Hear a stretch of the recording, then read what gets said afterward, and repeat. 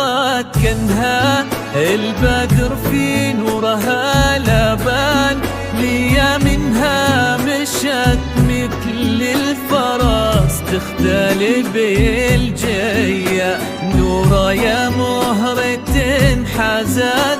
جمال يخطف الأعيان جمالك فارق وطيبك مثيل الورد وكادية